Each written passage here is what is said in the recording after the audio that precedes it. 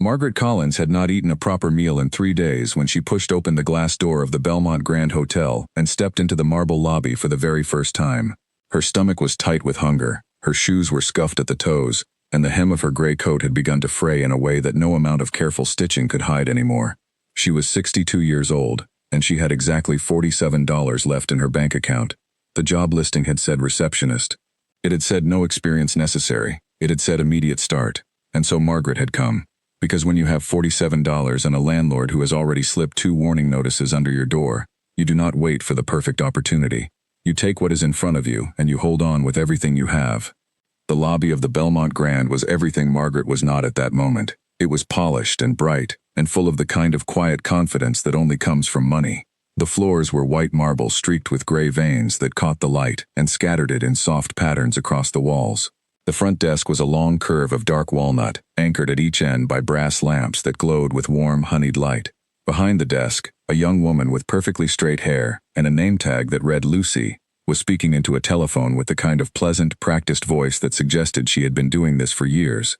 There were fresh flowers on the counter, white lilies in a crystal vase, and they filled the air with a scent so clean and expensive that Margaret became suddenly and painfully aware of the fact that she had washed her blouse in the bathroom sink that morning with dish soap because she could not afford laundry detergent. To the left of the lobby, through a set of open double doors, she could see a lounge area with leather chairs and soft lighting. And there, in the center of that lounge, sat a grand piano. It was black and enormous, and gleaming under a small chandelier. And the moment Margaret saw it, something inside her chest moved in a way she had not felt in a very long time. It was not a thought. It was not a memory. It was something deeper than both, something physical, like a muscle that had been asleep suddenly twitching back to life. She looked away quickly, as though the piano might somehow recognize her, as though it might call out to her across the lobby and say her name. She approached the front desk and waited. Lucy finished her call and looked up with a smile that was friendly but measured. The kind of smile designed to determine in 3 seconds whether the person standing in front of you was a guest or something else entirely. Margaret knew she fell into the something else category. She could see it register in Lucy's eyes, the tiny, almost invisible adjustment from welcome to assessment. "I'm here about the receptionist position," Margaret said. Her voice was calm and steady, the kind of voice that gave nothing away. She had always been good at that. Decades of performing in front of thousands of people had taught her to separate what she felt from what she showed, to keep her hands still when her heart was racing, to make her voice level when everything inside her was in turmoil. Lucy's smile softened slightly. "Of course. Let me get the manager for you. Please take a seat." Margaret sat in one of the lobby chairs and folded her hands in her lap. The leather was soft and cool beneath her. She could hear the faint sound of a vacuum cleaner somewhere on an upper floor, a rhythmic back and forth that reminded her of a metronome. She could smell fresh coffee drifting from the lounge, rich and dark and inviting. She tried not to think about the coffee. She tried not to think about the piano either, but that was harder. It sat there in her peripheral vision, like an old friend standing at the edge of a crowded room, waiting to be acknowledged. The manager appeared 6 minutes later. Margaret knew it was 6 minutes because she had been counting her breaths, a habit she had developed years ago during performances when the nerves would rise and she needed to anchor herself to something solid. Breathing had always been her anchor. 4 counts in, 4 counts out. It was the first thing her teacher had ever taught her, before scales, before theory, before anything else. Control the breath, and everything else follows. His name was Derek Hollis. He was somewhere in his mid-30s, with sharp features and a jawline that looked like it had been designed to make other people feel small. He wore a slim-fitting suit that was just slightly too tight in the shoulders, as though he had bought it during a period when he was thinner, and now refused to admit the difference. His hair was combed back with product that made it look wet even though it was not.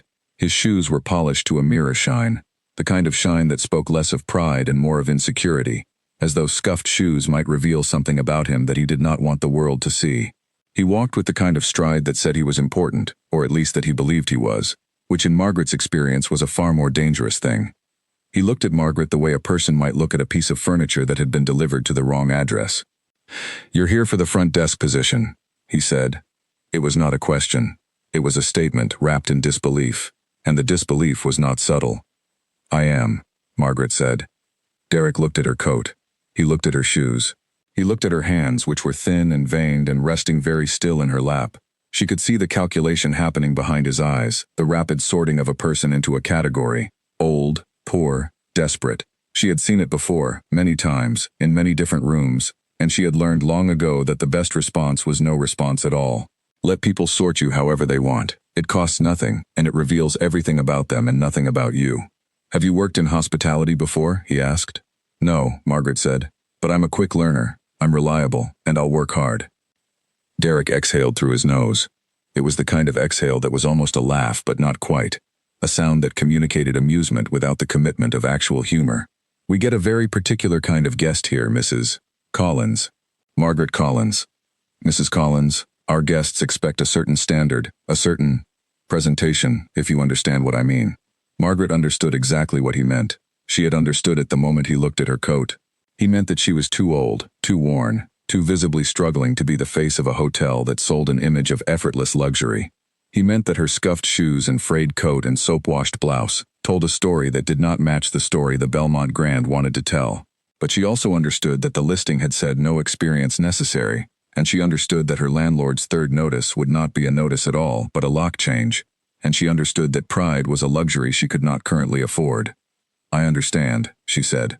I can meet whatever standard you need. Derek studied her for another long moment. Then he glanced over his shoulder at the front desk, where Lucy was now helping an older couple with their luggage, while simultaneously trying to answer a ringing telephone. The hotel was short-staffed. Margaret could see it in the way Lucy's eyes darted between the phone, the computer, and the guests with the slightly frantic energy of someone doing 3 jobs at once. The lobby needed another body, and Margaret was a body, and that simple equation was the only reason Derek Hollis would ever have considered hiring her. Fine, he said, in a tone that made the words sound like a punishment. You can start tomorrow, 6 in the morning. Don't be late, and do something about the shoes. Margaret did not point out that doing something about the shoes would require money she did not have. She simply nodded and said thank you and walked out through the glass door and stood on the pavement outside the Belmont Grand, and allowed herself exactly 5 seconds to close her eyes and breathe. 4 counts in, 4 counts out, before she began the 20-minute walk to her apartment, a 1-bedroom unit on the 3rd floor of a building that smelled permanently of cooking oil and somebody else's cigarettes. She was not late. She arrived at 5:45 the next morning wearing a clean white blouse she had ironed 3 times the night before, and a dark skirt she had bought from a charity shop 2 blocks from her apartment for $4. Her shoes were the same scuffed ones from the day before, but she had polished them with a damp cloth and a bit of cooking oil, which was an old trick her mother had taught her decades ago and which still worked surprisingly well. The scuffs were not gone, but they were softer now, less noticeable, the way a scar fades over time without ever fully disappearing. Lucy showed her the basics with the patient thoroughness of someone who had trained many new hires and expected most of them to quit within a month. How to work the booking system, which was a temperamental piece of software that crashed if you pressed the wrong button and required a specific sequence of clicks to restart. How to answer the phone with the hotel's standard greeting, which was long and formal and felt like reciting a small speech every time. How to greet guests by name if their reservation was visible on the screen, which made people feel important even when they were not. How to deal with complaints, which mostly involved listening carefully, apologizing sincerely, and then calling Derek, who would appear, and take credit for whatever solution Margaret or Lucy had already offered. Margaret absorbed all of it with the focused attention of someone who understood that this job was not just a job. It was the difference between a roof and no roof. It was the difference between eating and not eating. It was the thin, fragile line between surviving and falling, and Margaret had spent enough of her life balancing on thin lines to know that concentration was the only thing that kept you upright. Derek made his feelings about Margaret clear from the very first day. He did not do it with grand gestures or open hostility. He did it with the kind of small, persistent cruelty that is almost impossible to report because each individual act seems too minor to mention. He assigned her every task that nobody else wanted. She cleaned the supply closet, which had not been cleaned in months and contained things that Margaret preferred not to examine too closely. She restocked the bathroom amenities, carrying boxes that were heavier than they looked up and down 3 flights of stairs because the service lift was out of order and nobody had called the repair company. She sorted mail. She answered the phone during the lunch hour when everyone else disappeared to the break room, which meant she ate her lunch, when she had lunch, standing behind the desk between calls. She mopped a spill in the corridor that a guest child had created with an entire bottle of orange juice. She did all of it without complaint, and somehow that seemed to irritate Derek even more than if she had complained. You missed a spot, he said once, pointing at the corridor floor after she had mopped it. He was standing with his hands in his pockets, watching her work with the lazy attention of someone who has nothing better to do than supervise someone else's labor. Margaret looked at the floor, It was spotless. The tile gleamed under the fluorescent lights. There was no spot. They both knew there was no spot. "I'll go over it again," she said. He watched her mop the same stretch of floor a second time, then walked away without another word, his shoes clicking on the tile she had just cleaned. Lucy, who had witnessed the whole thing from behind the desk, waited until Derek was out of earshot, and then shook her head slowly, the way people shake their heads when they are witnessing something unfair but feel powerless to stop it. "He does that," Lucy said quietly. "He picks someone and just pushes, until they quit. The last person before you lasted 9 days. I won't be quitting," Margaret said, and she said it so simply and so certainly that Lucy believed her immediately, the way you believe someone who tells you the sun will rise tomorrow, not because they have argued the point convincingly, but because the certainty in their voice leaves no room for doubt. The days settled into a rhythm that was monotonous but not unbearable. Margaret worked her shifts, endured Derek's comments, and went home to her small apartment, where she would eat whatever she could afford, which was usually rice and whatever vegetables were cheapest at the corner store. She kept the lights low to save on the electricity bill.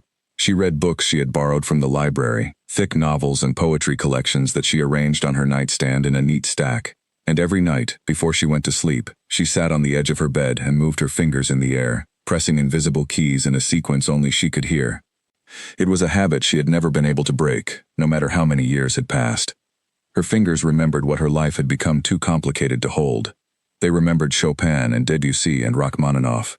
They remembered smoky jazz clubs in cities she had not visited in 30 years. They remembered the weight of ivory beneath her fingertips, the resistance and the give, the exact pressure required to produce a pianissimo so soft it was barely more than breath. They remembered the roar of applause in concert halls across 3 continents. They remembered everything. But Margaret did not talk about any of that. She went to work. She answered the phone. She restocked the soap dispensers. She endured Derek. And she pretended that the grand piano in the lounge was just another piece of furniture, no different from the leather chairs or the glass coffee tables, or the brass lamps that glowed on either end of the front desk. She pretended very well. She had years of practice at pretending. But pretending is not the same as forgetting, and there were some things that Margaret Collins would never, for as long as she lived, be able to forget. The music was inside her the way blood was inside her, the way breath was inside her.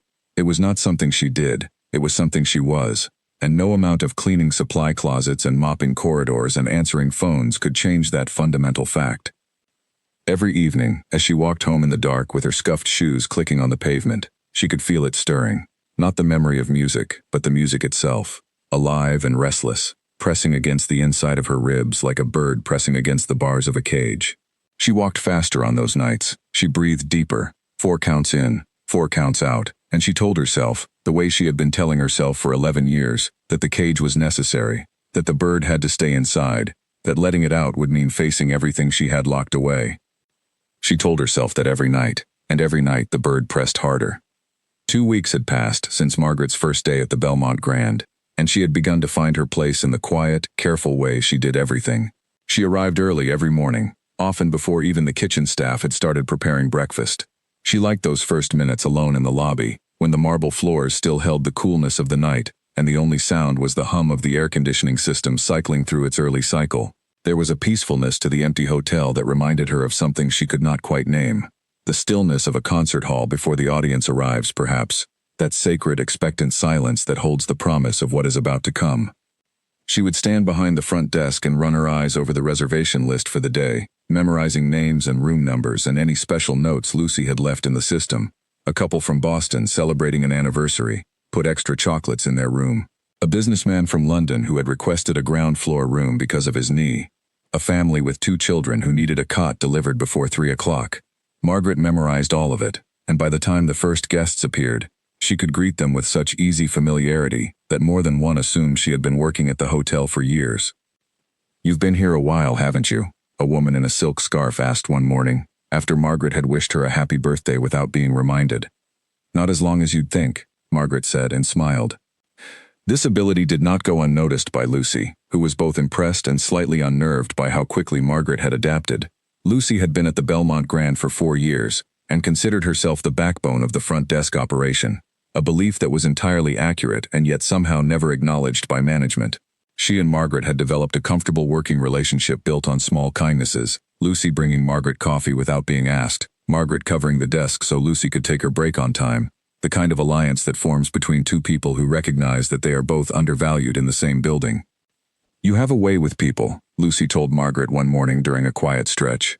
They were standing side by side behind the desk, Lucy scrolling through emails and Margaret organizing a stack of room key cards into neat rows. "The way you remember their names, the way you look at them when they talk. Most people in this job just go through the motions. You actually see people." Margaret considered this. "I've spent a lot of my life performing for audiences. You learn to pay attention to the people in front of you. You learn to read a room." Lucy tilted her head. "Performing? Like acting? Theater?" Margaret paused, and for a moment Lucy thought she saw something flicker across the older woman's face. A shadow of something large and complicated passing quickly beneath the surface of very still water. It was there, and then it was gone, replaced by the same calm expression Margaret always wore.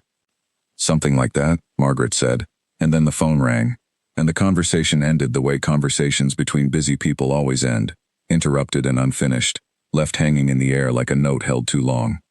But Lucy did not forget it. She was the kind of person who noticed things and stored them away, small puzzles to be assembled later when the pieces finally made sense. She added performing to the growing collection of oddities she had noticed about Margaret, alongside questions like, why Margaret's hands moved in strange patterns when she thought no one was watching, why she sometimes tapped rhythms on the edge of the desk that were too complex and too deliberate to be random, and why she always paused for a fraction of a second when she walked past the lounge and the piano came into view. A pause so brief that most people would never have noticed it, but Lucy was not most people. The lounge itself was the pride of the Belmont Grand, or at least it was the thing that Derek talked about most during staff meetings, which in his mind was the same thing. It was an elegant space with dim lighting provided by wall sconces and table lamps, deep leather armchairs arranged in small clusters, and a bar of dark wood and polished brass that served expensive cocktails to guests who wanted to feel as though they were living inside a film. The walls were decorated with framed photographs of jazz musicians from the 1950s, black and white images of men and women bent over instruments with expressions of concentrated joy, and the overall effect was of a place that took music seriously, even if the reality did not always match the intention. The centerpiece was the grand piano, a Steinway Model D that the hotel's owner, a reclusive man named Philip Ashworth who lived in Portugal and communicated exclusively through emails and wire transfers, had purchased at auction years earlier. It was a magnificent instrument, nearly 9 feet long, with a case of polished ebony and a tone that could fill a concert hall. The piano was maintained by a tuner named Bernard who came every 6 weeks and treated the instrument with the kind of reverent attention that most people reserved for sacred objects. Bernard had once told Lucy, in a rare moment of conversation, that the Belmont Steinway was one of the finest pianos he had ever worked on, and that it deserved better than what it was getting. What it was getting was a rotating roster of hired pianists who played it every evening from 7 to 10, while guests drank and talked and generally ignored the music. The performers were mostly young, classically trained musicians who played safe, pleasant arrangements of standards, songs that everyone half recognized but nobody fully listened to. They were competent, they were professional, they were pleasant, they were, without exception, thoroughly forgettable. The piano itself deserved better, but nobody at the Belmont Grand seemed to realize that, because nobody at the Belmont Grand, with one exception, understood what a Steinway Model D was actually capable of in the right hands. Margaret understood.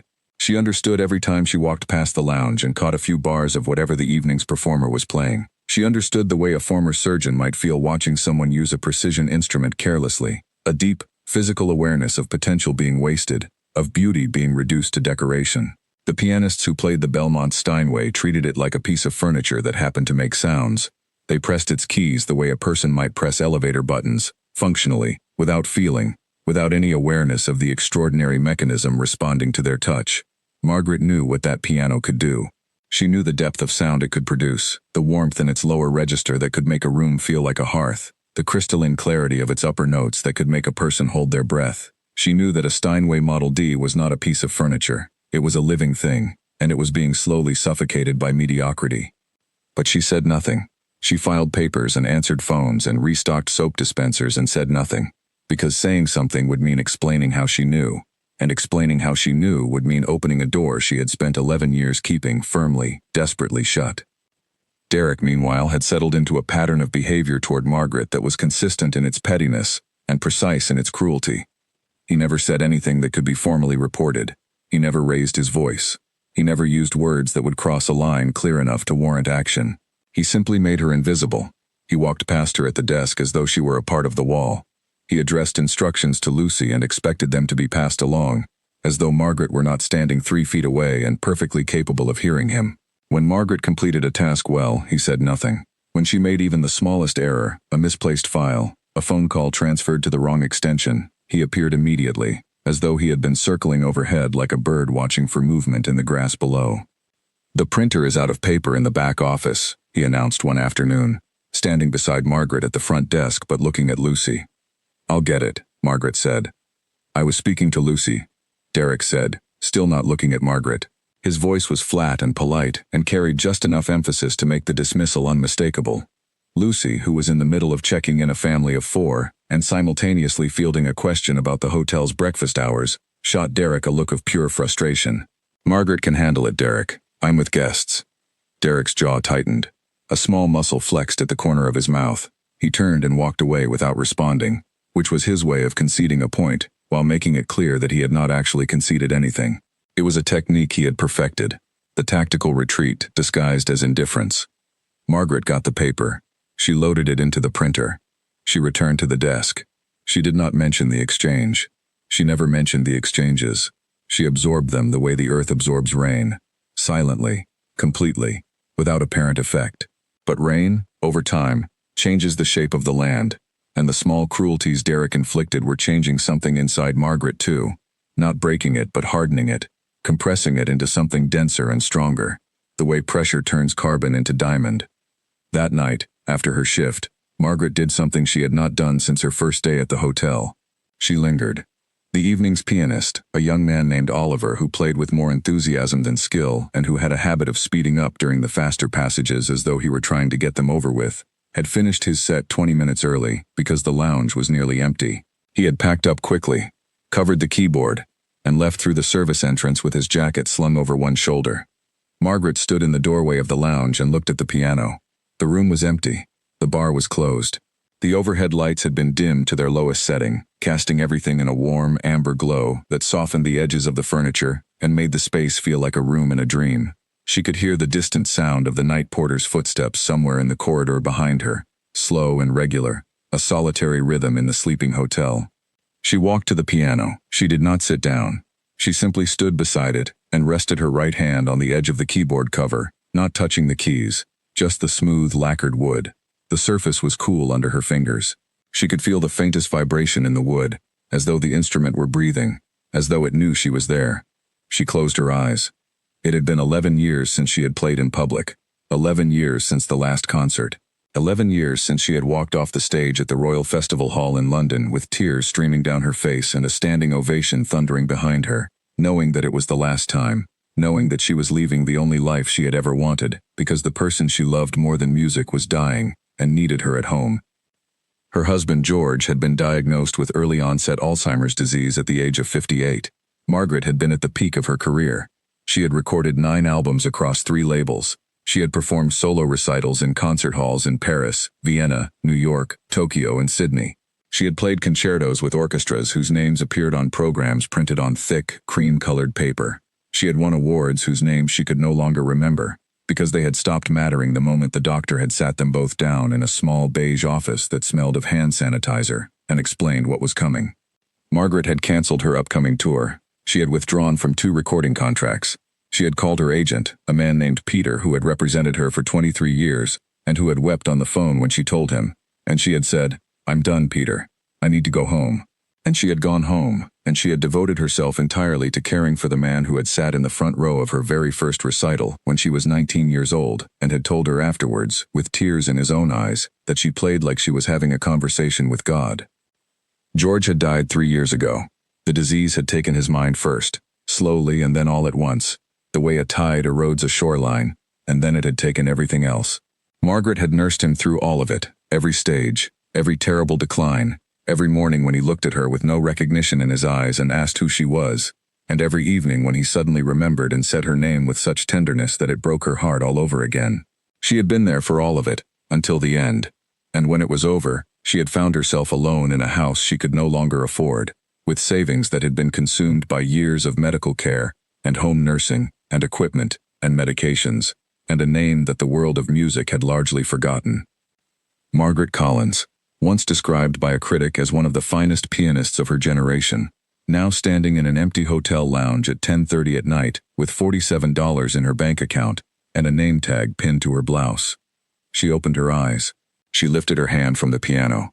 And then she pressed a single key, middle C. The note rang out in the empty room with a clarity and fullness that made her breath catch.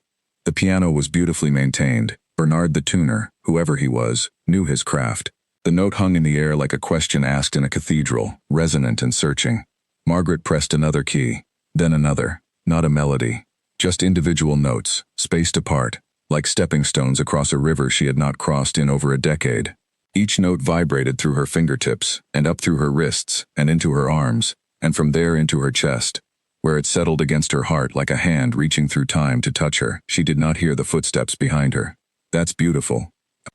Margaret pulled her hands away from the keys so quickly that she knocked her knuckles against the music stand.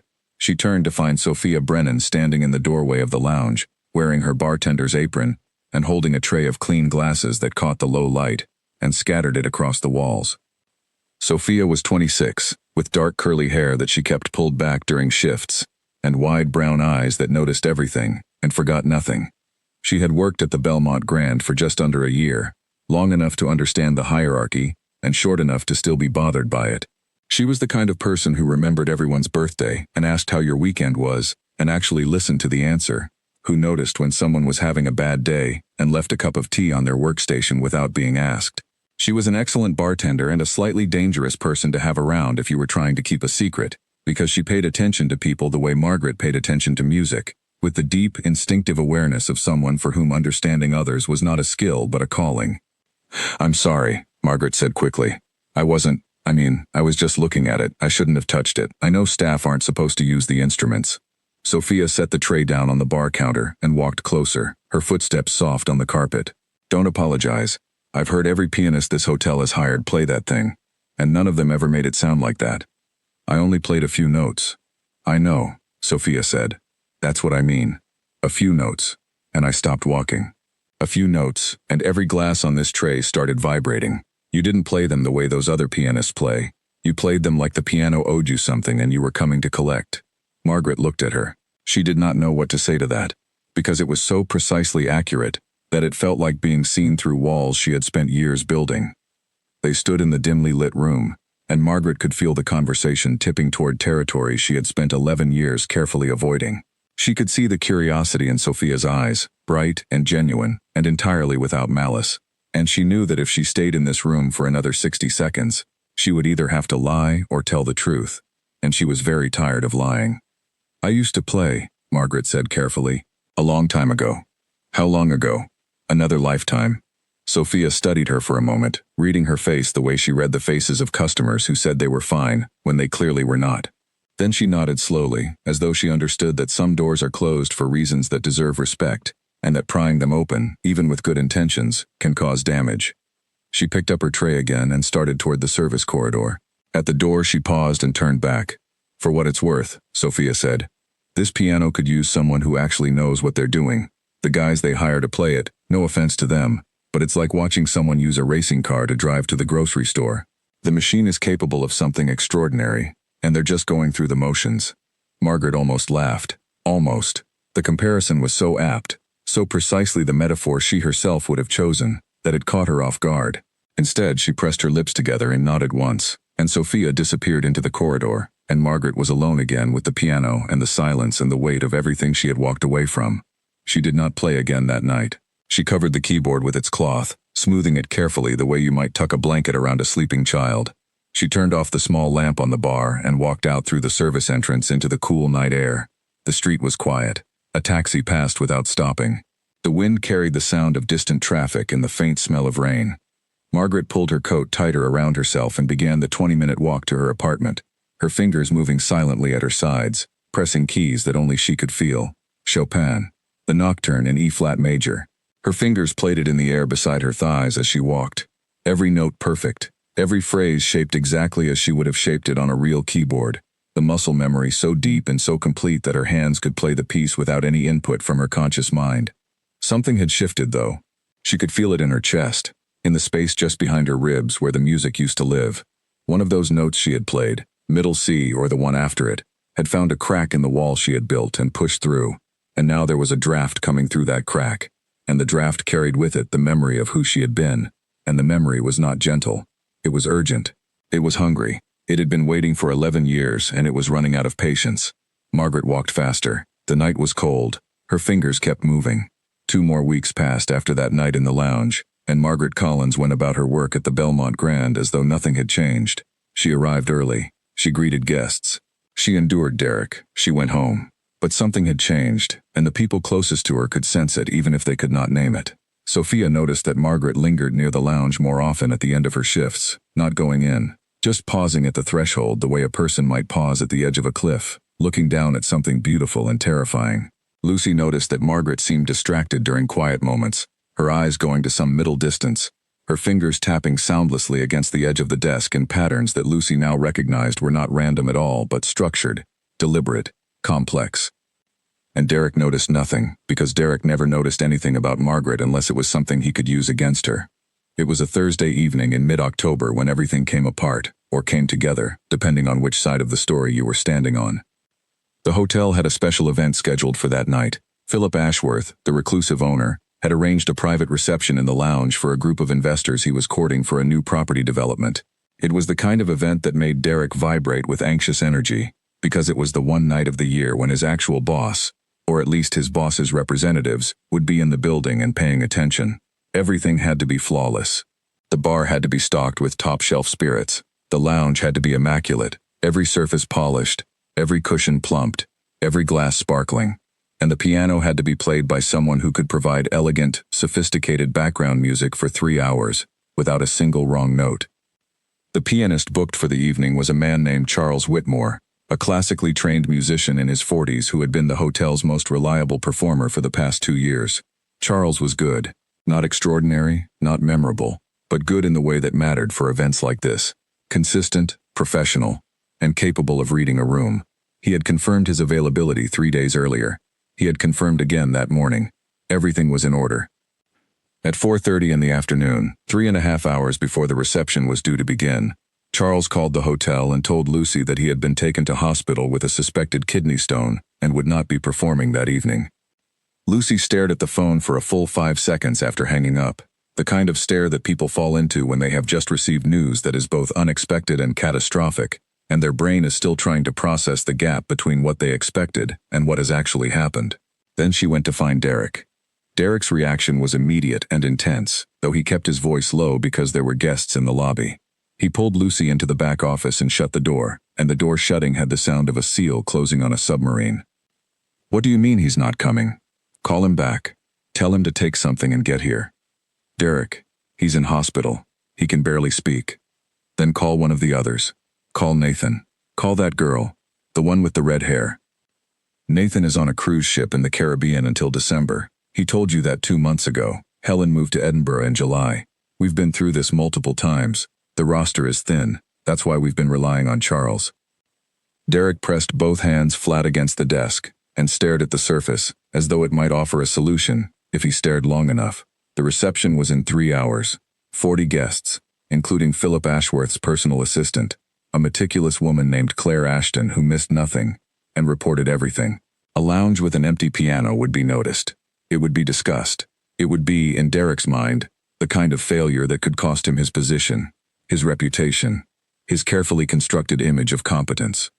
"Find someone," Derek said. "I don't care who. Call every agency in the city. Call the music school. Call a busker off the street if you have to." Lucy spent the next 90 minutes on the phone. She called 4 talent agencies, 2 music schools, and every freelance pianist she could find online.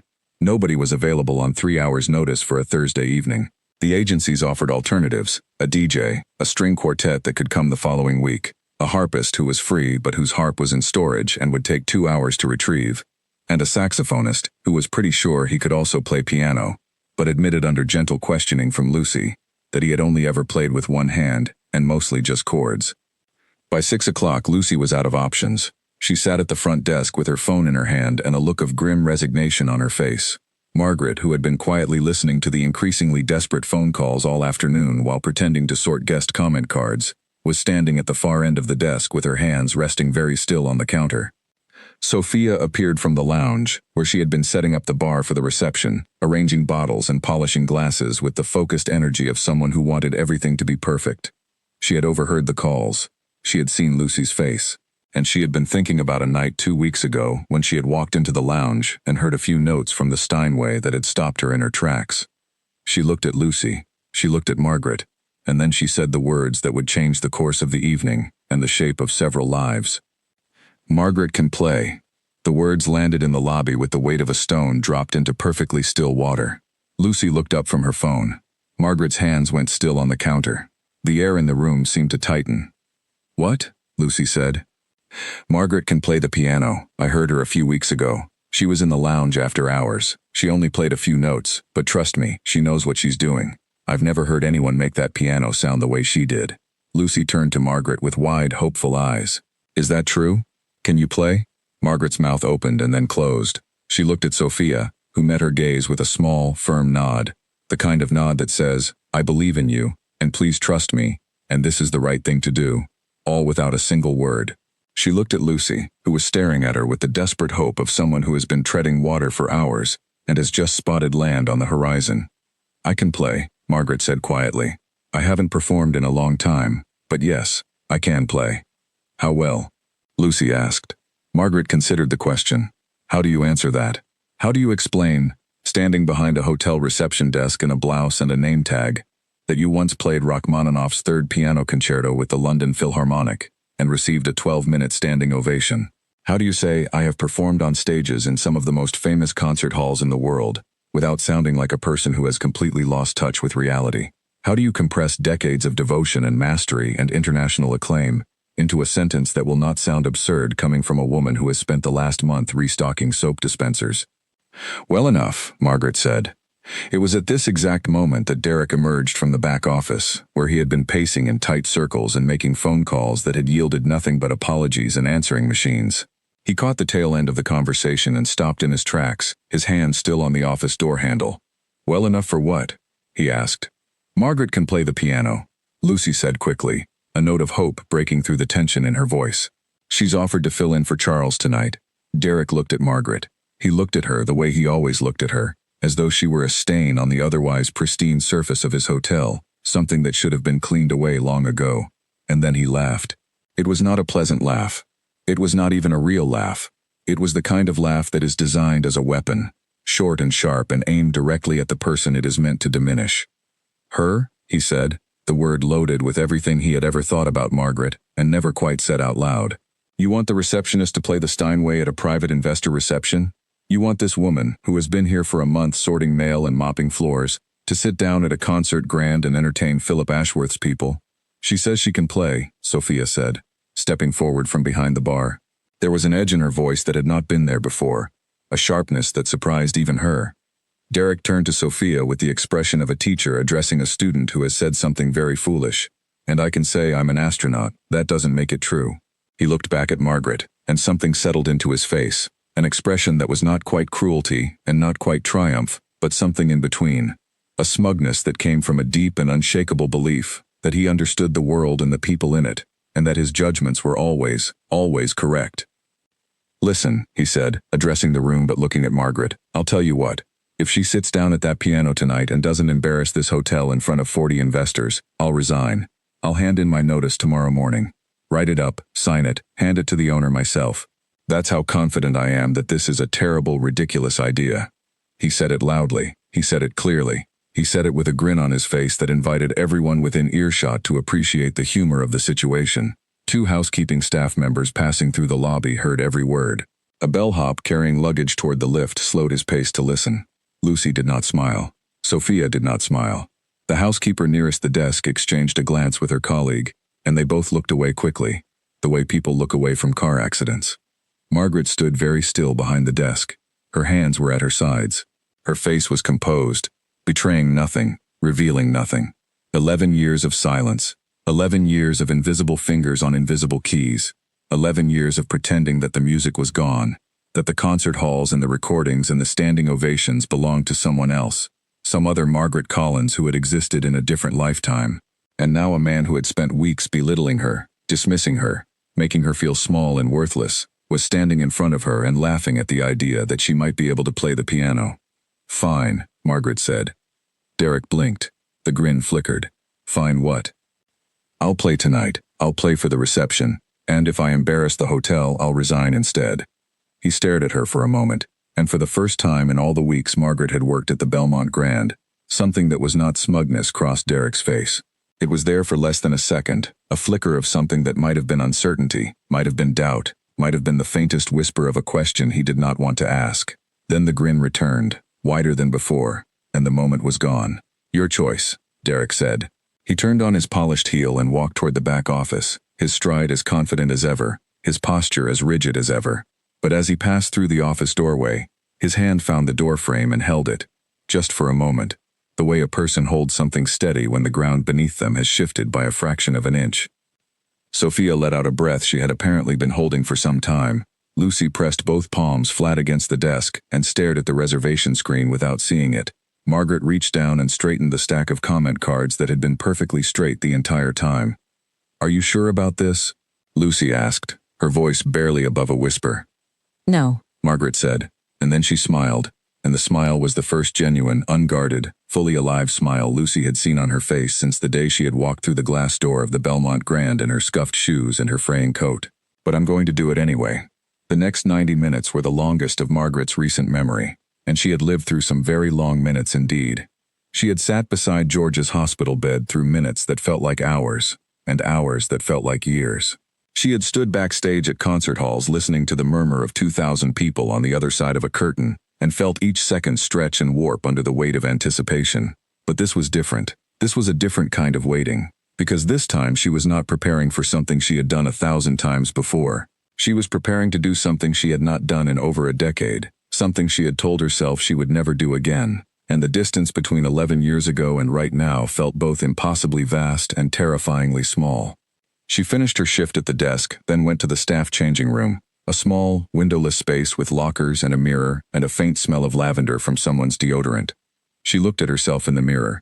She was wearing her work blouse and her dark skirt and her polished, scuffed shoes. She did not have a performance outfit.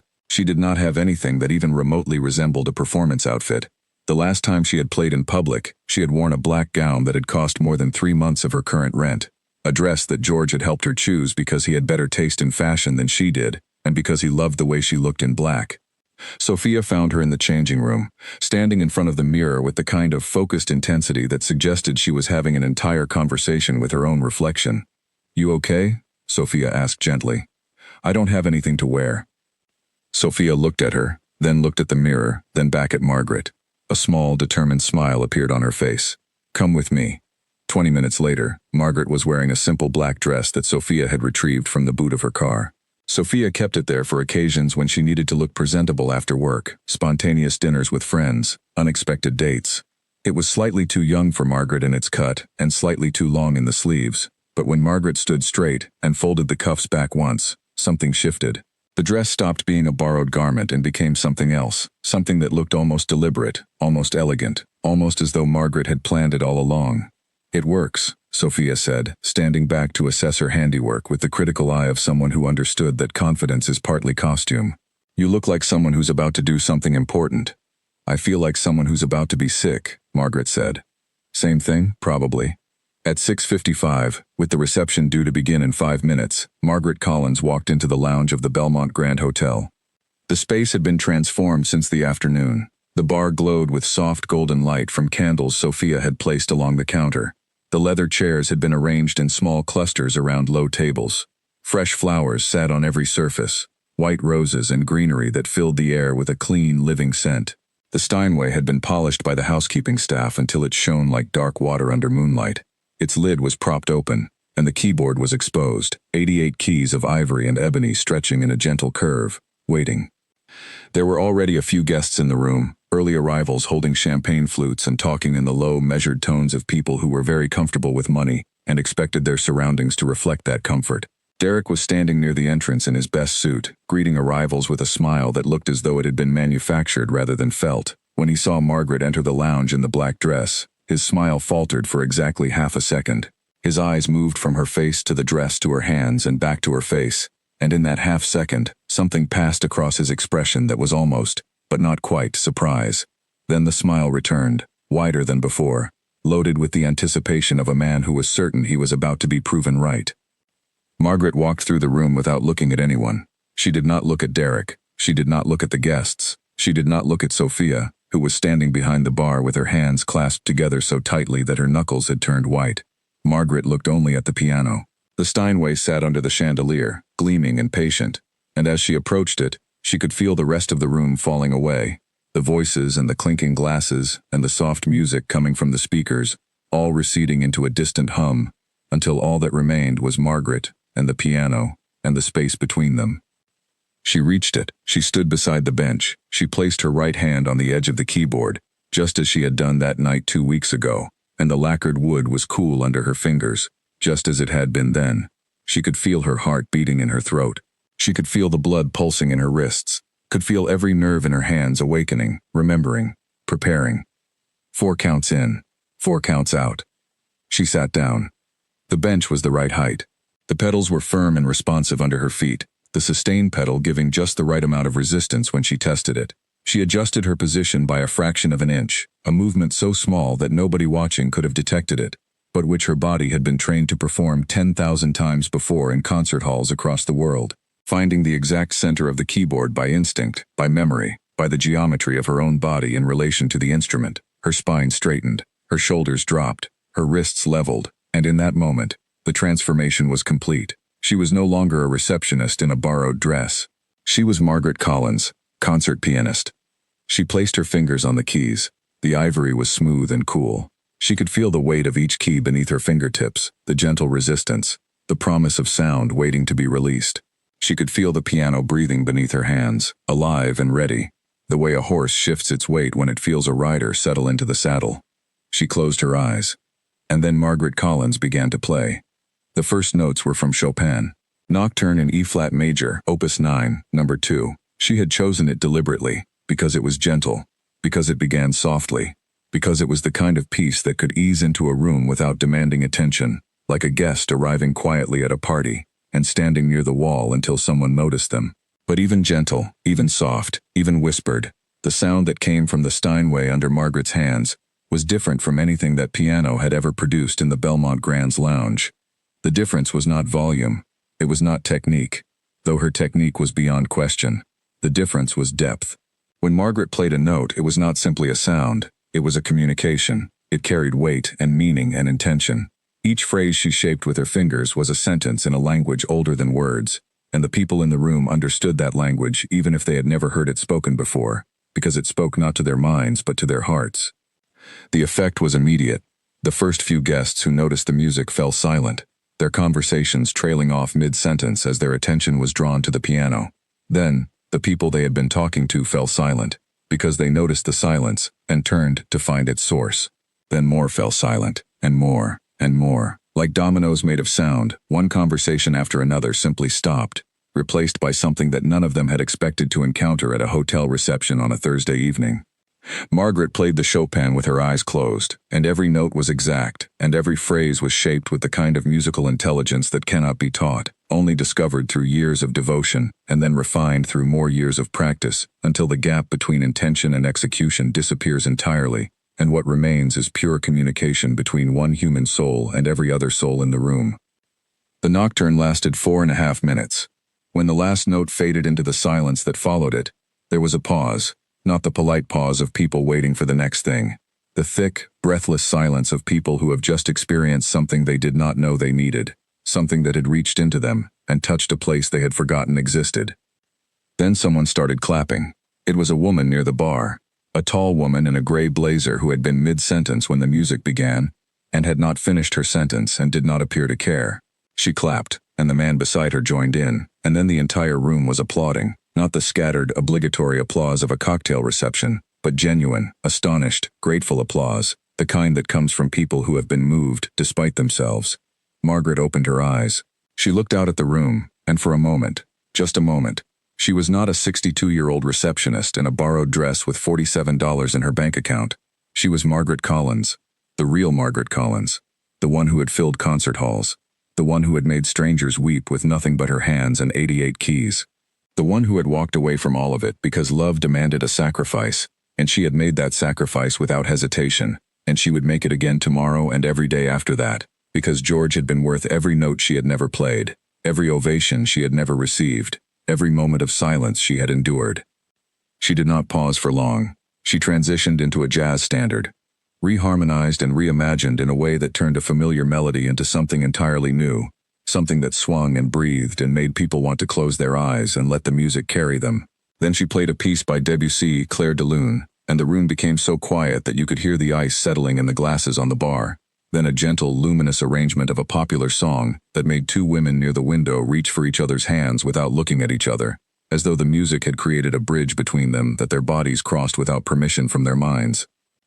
Then she played something that nobody in the room recognized because it was her own composition, a piece she had written for George 20 years ago and had never recorded, never published, never played for anyone but him. It existed only in her memory and in her fingers, and now it existed in the air of the Belmont Grand's lounge, and it was the most beautiful thing anyone in that room had ever heard. It was a love letter written in sound, and it said everything Margaret had never been able to say in words. I loved you. I lost you. I would choose you again. Every time, without question, without regret. An hour passed.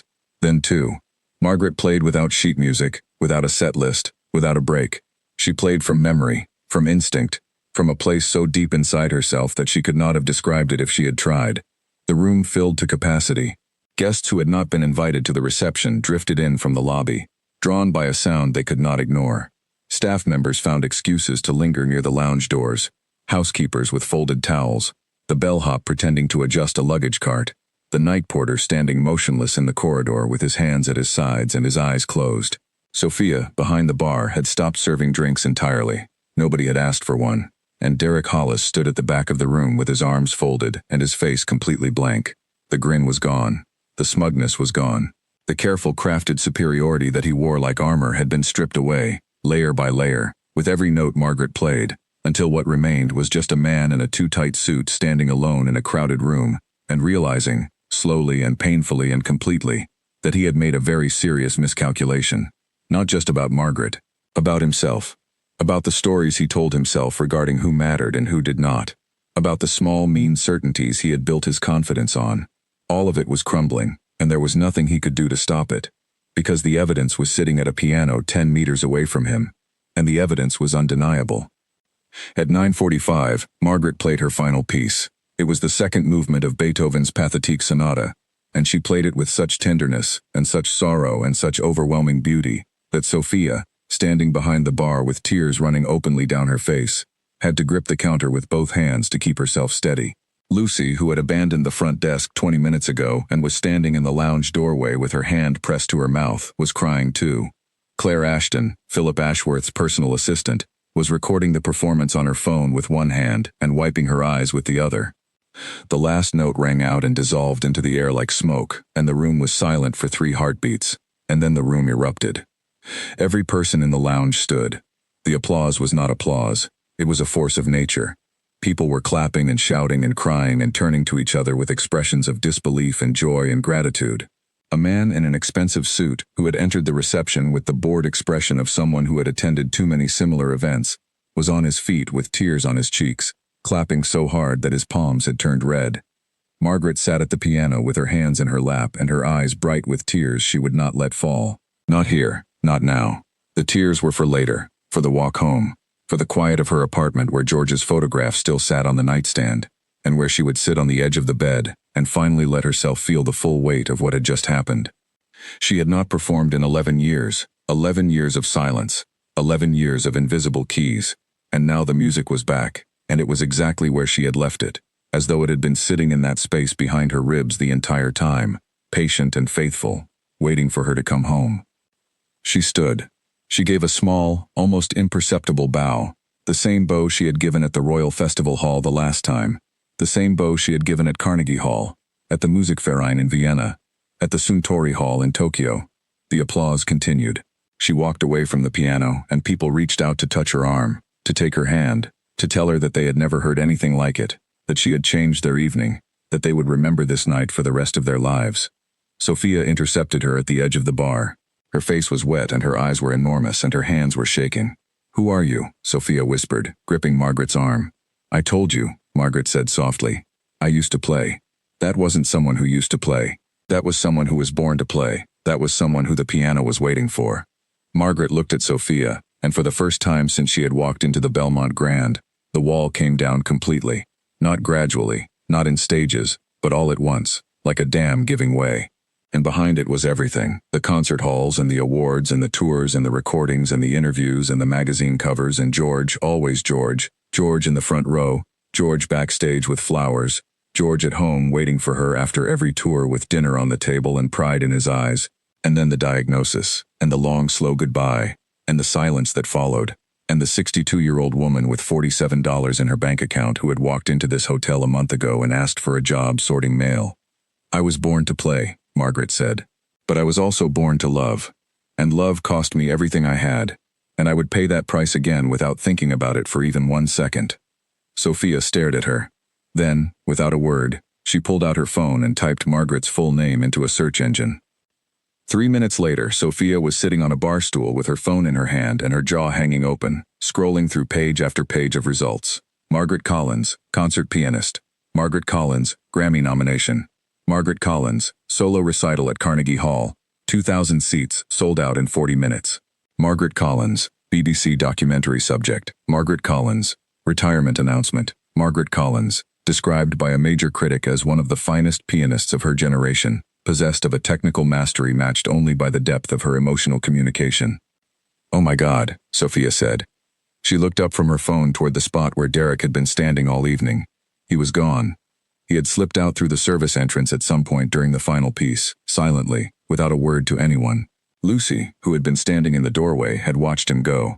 She said later that his face, as he passed her, held an expression she had never seen on him before, not anger, not embarrassment, not the defensive bravado he usually wore when things did not go his way.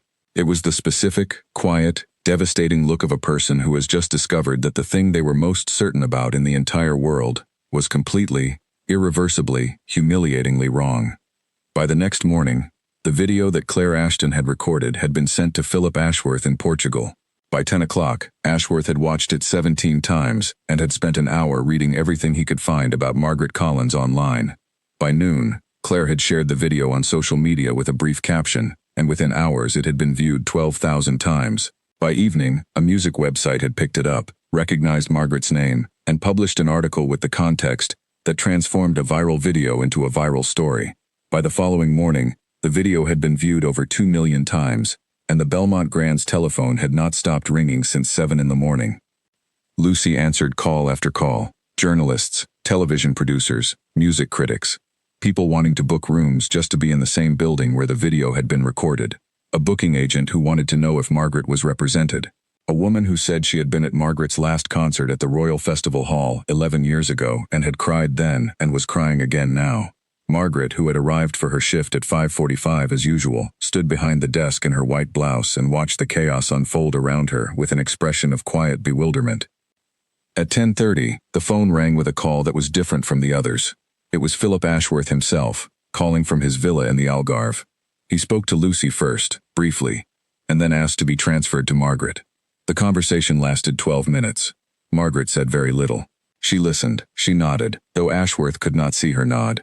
At one point she closed her eyes and pressed her free hand flat against the desk, as though steadying herself against a strong wind.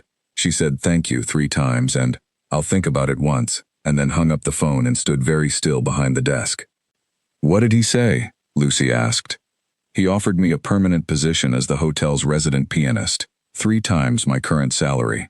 Performance schedule of my choosing. He said the piano deserves someone who understands it. Lucy's eyes went wide. Margaret, that's incredible. What did you say? I said I'd think about it. What on earth is there to think about? Margaret looked toward the lounge doorway. She could see the edge of the piano from where she stood, just a sliver of black lacquer catching the morning light. I walked away from the piano once, she said, for good reasons. The best reasons anyone could have. I need to be sure that going back is also for the right reasons, and not just because a video got popular on the internet. The music deserves more than that. George would have wanted more than that. Lucy opened her mouth to respond, but before she could, the door to the back office opened and Derek walked out. He was not wearing his suit. He was wearing a plain shirt and dark trousers, and he was carrying a small cardboard box containing the contents of his desk. His face was pale and set in the rigid, careful blankness of a person who is holding himself together through sheer force of will. He walked to the front desk and set the box down on the counter. He did not look at Lucy. He looked at Margaret. The lobby was quiet. The morning light came through the glass doors and fell across the marble floor in long, bright rectangles. Somewhere upstairs, a vacuum cleaner hummed. "I said I'd resign," Derek said. His voice was flat, stripped of its usual polish, its usual edge. "So I'm resigning." Margaret looked at him for a long time. There was no triumph in her face. There was no satisfaction. There was nothing that even resembled vindication or pleasure, or the gratification of having been proven right.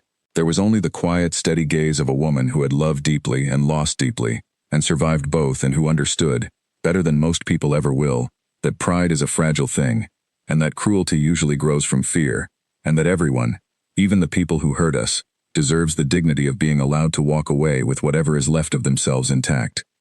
"You don't have to do that," Margaret said. "Yes," Derek said. "I do." He picked up the box. He straightened his back. He walked to the front door of the Belmont Grand, and Margaret noticed that his shoes, for the first time since she had known him, were not polished. They were scuffed at the toes, and the scuffs caught the morning light, and she thought about her own shoes, the ones she had polished with cooking oil on her first day, and she felt something that surprised her. Not satisfaction, not relief. Something closer to sadness, the sadness of watching someone learn a painful lesson that they should have learned long ago, and knowing that there was nothing you could do to make the learning any less painful. Derek paused at the glass door. He stood there for a moment with the box in his hands and the morning sun on his face, and Margaret thought he might turn around, might say something else, an apology, an explanation, an acknowledgement of the weeks of small cruelties and quiet dismissals and calculated humiliations, but he said nothing. He pushed open the door and walked out into the morning, and the door swung shut behind him, and the lobby was quiet again. Lucy exhaled slowly. Well, that happened.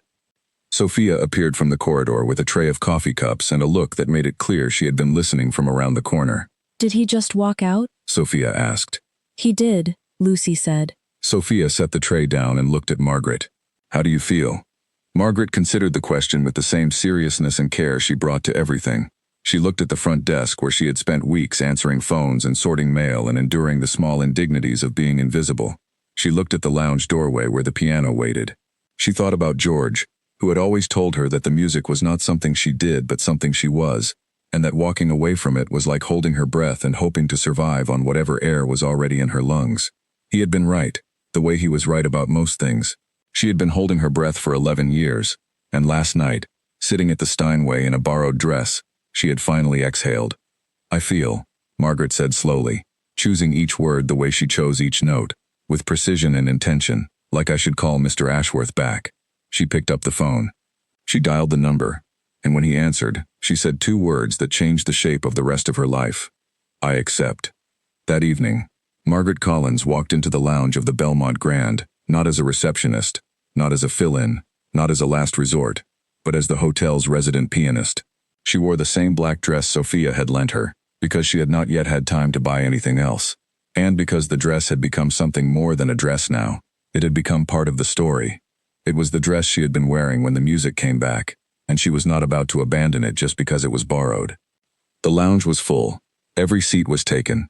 People stood along the walls and in the doorway and in the corridor beyond. Word had spread through the hotel and beyond it. Guests had extended their stays. New guests had booked rooms specifically to hear her play.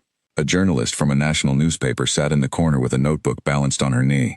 Claire Ashton was there with her phone ready, not to record this time but to watch. Sophia was behind the bar, and she had lined up every glass in perfect rows, and her eyes were already bright before Margaret had played a single note. Lucy had come in on her evening off, wearing a dress instead of her uniform, and she sat in one of the leather chairs near the front with her hands folded in her lap, the way Margaret had sat in the lobby on her first day, waiting. Margaret walked to the piano. The room fell silent. Not gradually, not in stages, but all at once, the way a theater falls silent when the lights dim. an instinctive, collective response to the awareness that something important is about to happen. She sat down. She adjusted the bench by that invisible fraction. She placed her feet on the pedals. She rested her hands on her knees for a moment and looked at the keyboard. 88 keys, black and white. The same 88 keys that had been there yesterday, and the day before, and every day for years. But tonight they were not just keys. They were a doorway. They were an invitation. They were a path leading back to every stage she had ever stood on, every concert she had ever given, every note she had ever played, and every note she had been afraid to play. And they were also a path leading forward, into whatever came next, whatever shape her life would take now that the silence was over. She closed her eyes. 4 counts in, 4 counts out. And then she played.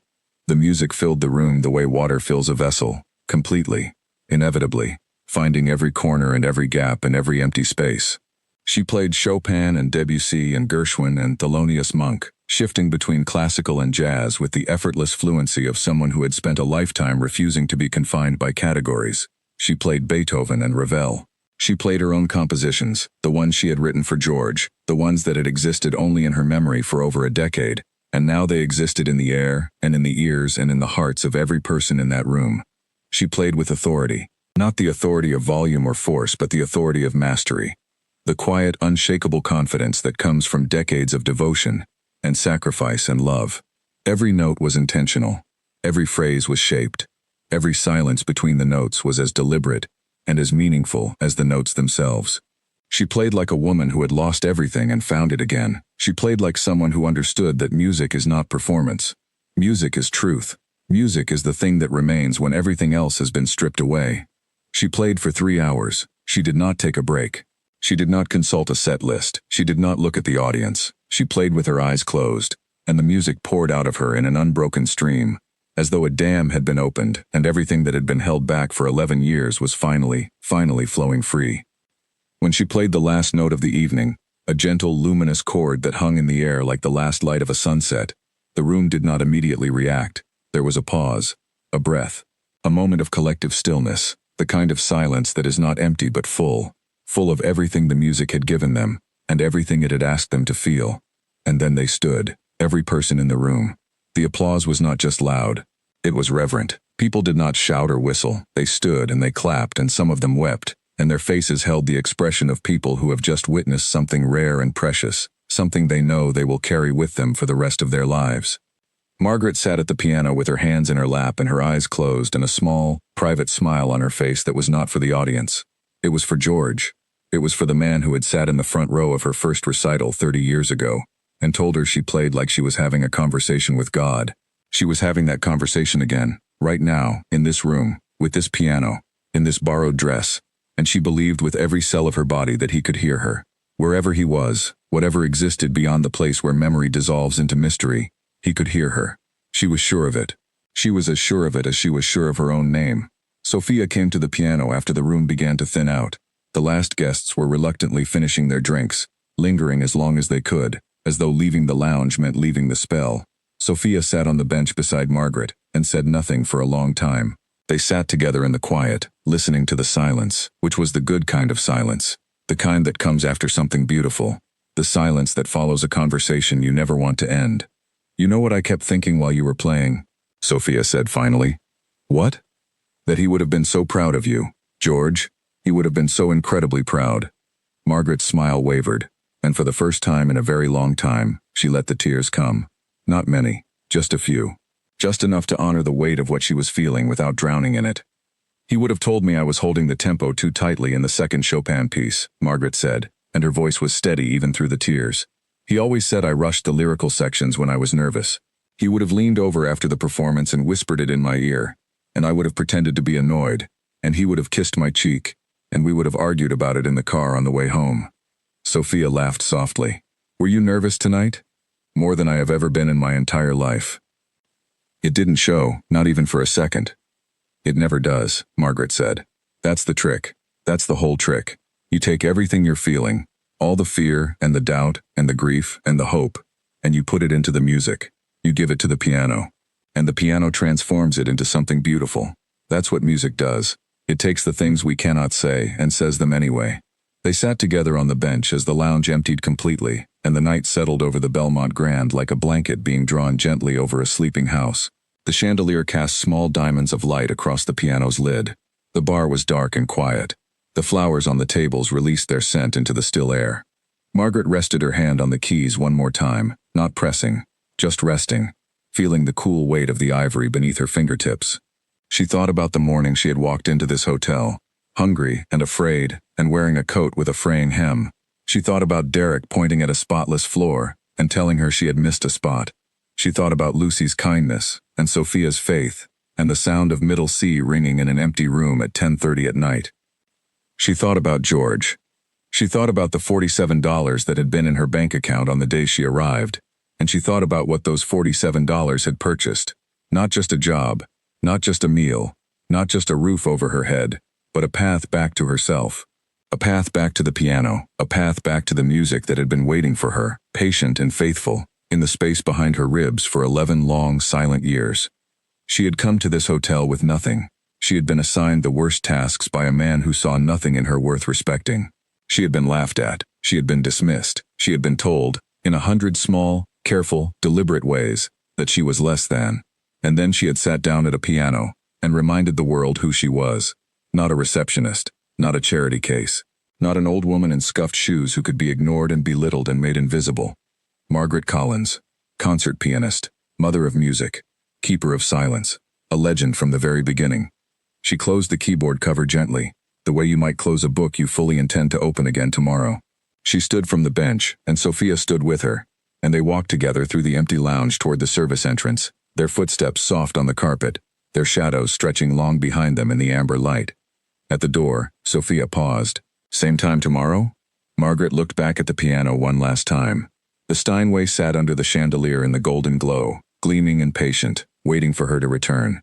It would always be waiting. That was the thing about music. It never leaves. Even when you walk away from it, even when you close the lid and turn off the lights and spend 11 years pretending it does not exist, it waits. It waits in your fingers and in your chest and in the space behind your ribs, and when you finally come back to it, it greets you like a friend who was never angry that you left, only glad that you returned. Same time tomorrow, Margaret said. And she walked out into the night with her head high and her shoulders straight and her hands still at her sides, because for the first time in 11 years, her fingers did not need to press invisible keys in the dark. They had a real piano now. They had a stage. They had a home. Tomorrow and every evening after that, the music would be there. And so would she, Margaret Collins, back where she belonged, doing the only thing she had ever truly been meant to do, playing, living, breathing at last.